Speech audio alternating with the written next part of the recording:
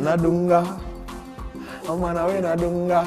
Oh, ndekembe. Moyogo kazini nganembe.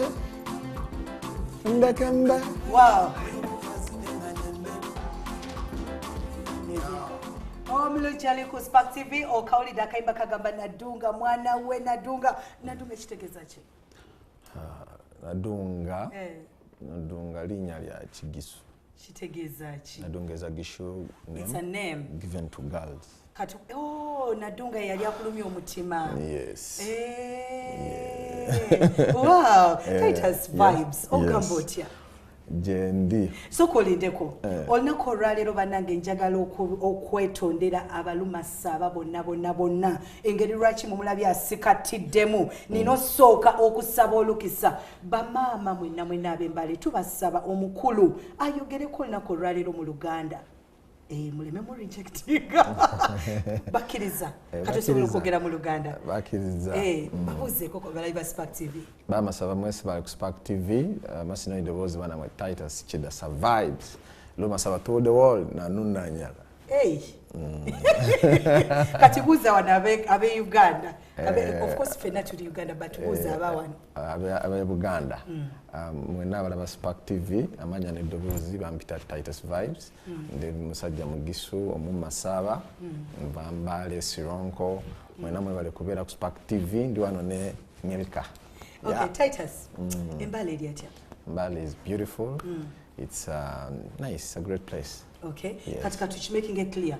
Obera Mbale, obera Kampala. Mbera Mbale, mbera ne Kampala. Kampala was the college. To do music.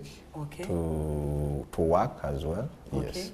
Mbale is my home. So anytime. Kuba feba tugamba olusale Mbale. Oba tolina Titus Vybes. Tetugenda kukolera kyonna kyoyagala. Lwaki kiri bwe kityo? Because I serve my people. The things I do for them.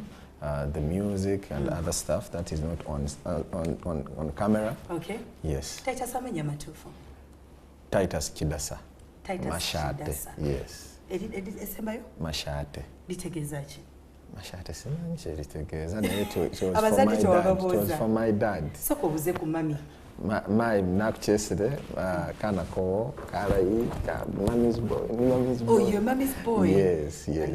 Chobola abantu I love women so much. Wow. I was Ati jakama so bakulabe waliwo nange Titus. Manyi madenko yem kati. Badde nkyakugamba your mommy's boy. I love women so much. I put so much respect to women. I've seen my mother hustle for us, being there for us, being there for me. Man, I have too much respect. But for the women out there, too much love. Wow, that's what oh, yes. Titus, what music? Music I've been singing from childhood, like maybe commercializing it. You know, we have been singing at home. Yes. Tuli banji. Okay, mu mama wo mwina abayimbi bameka. Abayimbi mama wange ni cheka ndi amalon. But naye ali muyimbi. Mami. Anenda. Okay. Gwacho kuimba okujja. Nkujja mu family or in lineage yafe because Ani omulala yayimba. My brother is also a musician, he's a producer. Ani oyo? He's called Emma, but he calls himself Skipper. Skipper. Yes, Skipper. Producer Skipper. Yeah. Okay. He has his own studio called Ward 15. Ediwa. Mbale, of course. Straight. Representing Mbale, everything. Okay. Titus twagala okumanya. Titus awandika enyimba. Yeah, sometimes I do co-write with someone. Sometimes we come together as a team. Ani awandise luno luyimba lwo lupya lwetambuza Jumper. Jumper co-wrote it with Skipper. Skipper, yes. Muganda. Yes, he's a mukulu gwe. Ye mukulu wange. Okay. Yes. Mukulu wandika naye nga musinzidde ku ki? Tusinzira ku motoka. Okay. Because there's one day when we were at home, his car failed to jump start. Kwese Luganda ogenze ku MTV. Twali waka. Emotoka yange ateri mu kustartinga nga battery eweddeko. So nga nina okuleeta emotoka yange jump starting emotoka ye yakitegeera kati in that process even to the people love life abantu ababeera single they also need people to come to their life baba jump starting kati mwagala abaluddewo okubeera mu mukwano baba jump starting. Yes. Kati oluyimba kye lutegeeza. Yeah, like mbadde ndi tuyimbire mu kakolansi. Yabana parking renga zinzira zesimbetera mozanne mesere bananika kwita babati tita abachina nga bananikire nikupa masina bati bona wocho wesi yabakuwaga oye katanasi mukire bati bona wocho wesi yabakuwaga oye nakuluga bana Uganda nga tuli rich. Rich. Cultures. Ululimi na luli mu Uganda. Actually it's the sweetest language. Oluliwa. Lumasaba. Lugiso. Olugiso lulichasi. Wali okwaniddwako musajja omugiso. Bakwana batya. Lotiano. Lucha kitegeeza. How are you? Oh. Okay. Madima yogera kungamba mulembe. Mulembe is also we have a variety of words to use. Okay. Yes. Kati gwe lwaki osala onogamba nti koyimbe mu Lugiso lwokka? Because I feel responsibility yange. Nze nazaalibwa ne Mugisu. Okay. So Katonda kye kitone kyampa I have to representing Jenva ne preserving ne culture yaffe n'olulimi lwange. Okulutunza ensi nabo ensi yonna gyeri emanyi nti waliyo Abagisu waliyo culture bweti waliyo olulimi bwe luti. Yes. Ngoyina obuvumu abantu abasinga naddala abayimbi agamba nti bwe nnyimba nga nnyimbye mu Lugisu maybe Uganda tejja kunreceive nga gwe kijja kitya nti totwatya. Nze nekkiririzaamu. Okay. Ate nekkiririza n'ebyo mu lulimi lwange ni culture yange. Nze manyi mu nsi yonna Kadodi yasingayo. Kadodi. Nze oyita n'ewammwe nga bakakuba. Ate nze nkimanyi nti omusajja omugisu oba omukazi omugisu yasinga. Anange. Wakitegedde? Okay. Kati nze nekkiririzaamu abalala tebekkiririzaamu. Kati nyimba zonna ziri mu Kadodi? No, teziri mu Kadodi. Ziri mu my language. Ojjeko nti waliwo eziri mu eyo ettuluba lya culture yaffe naye waliwo eziri mu dancehall kati nga jampeza dancehall tune naye nga lulimi lwange ekitegeera. Okay. Kati mutuula ne muwandika ne skipper. Ani aleeta ekirowoozo? Skipper yaleeta ekirowoozo kya jampa. Yes. Yali aludde okubeera mu mukwano ki? Ebintu by'omukwano bimusumbwa naye. Lwaki tomutaasa? Nange sirina ntaasa. Nange sirina ntaasa. Naye tolina mutaasa. Okay, Titus, challenges kizosanze okola music ng'oli mu East. Challenge esooka era ya lulimi. People degrading you because oli kuyimba lulimi lwo. Bakulaba ng'omunakyalo. Bakulaba ng'omunakyalo ate ne bakuteekamu kintu tojja kuyitawo lwako oli mu kuyimba olulimi lwo. Naye bw'oyiseewo tewabadde nabweru recently. Katonda nti abawa amaanyi. Sokoyideko wabaddewa? Nabadde UK in February, yes. Era ndi mukuddayo in September. Era abantu bakubookinga? Yes. Abakubookinga babookingako ebeera community y'Abagisu bokka oba? Not a community y'Abagisu. Ng'oggyeko nti yes, community y'Abagisu weeri naye abambookinga si n'Abagisu. Because bapromota bonna benkola nabo si Bagisu. Wow. Wow, tubadde tukyali ku challenges.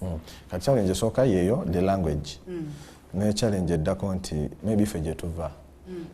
Studios teziriyo nnyingi. Mulina kujja mu Kampala? Kati olina kusala eno n'obanga coping up with production n'okufulumya quality work. Naye ate bagamba ebintu ennaku zino byakyuseemu. Ennyimba zammwe kasita hittinga ku TikTok. Then of course anti kati nze music gwe nkola sometimes nkola culture music owaffe yeetagisa ebintu bingi. Aba 85% live. Okitege aba live kati ng'olina omukolera mu studio. Nga n'omuntu olimi ategeera. Guitarist wali, akuba omulere wali, akuba gundi bwe bali. So it is too expensive but too rich. Eyo type ya music bagiyita batya? Bagiyita luwengere. Luwengere. Kitegeeza ki? Luwengere kitegeeza engeri engoma gyetambulamu. Oba luwenge singa ejja kukinyonyolamu. Kiri mu lulimi ki? Kinga ngamba nti amapiano osobola okunyonyola amapiano. Bangamba ama South Africa, yes, kati omuntu omugisu yasobola okitegeeza kye ngamba nga ngamba nti ngawo ndangamba nti explain kadodi kati mbasina ngeja ku kinyo engoma eyo ngeje etambulamu kyekigisa kadodi kati no type ya music gweka kagikuba eyo type ya music yakuyetingwa nzo omusajja gwe nasooka okulabirako akola music we bamuyita Eddie Masaba kati nze yansomesa eyo style kati nze saawa zino tewali asobola kujinsinga. Ani akuwandikira oluyimba Mbale, I wrote the song. So for example, in the Mabala Iva Spark TV, Bale, Bale. East or west, the home is best. Yes. Okay, so are you still a flag Yambale or? Everything I'm doing is from Bale. Everything I'm doing, Chirikuba Masaba. So we told about Titus Vybes, so associating an Ambale. Olimukulaba Mbale, olimukulaba Abagisu, olimukulaba. They don't know about Govia, you get them Uganda. And to Amaza Kuka proclaimer. Okay. Uganda and Watana Lusoma. Nasoma Oluganda, tonsinga. Eyo tuveyo. Titus, ani managing? Nina team y'abantu.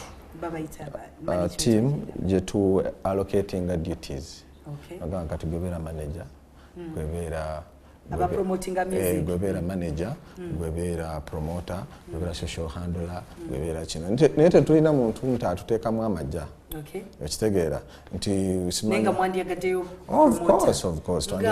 Twandiyagadde omuntu nga atuukirizaamu. Kati kambuuze music wali ku Song Boost. Yes, musical song boost. Mukulu Edison Yamwina. Edison Yamulina bulungi. Actually yamuteekayo. Yo okwatagana otya naye. Twesange eyo ku waliwo ekizimbe bamugazi lwazza somewhere. Tukwatagana is very mukwano gwange nnyo. Yes, mukulu Edison.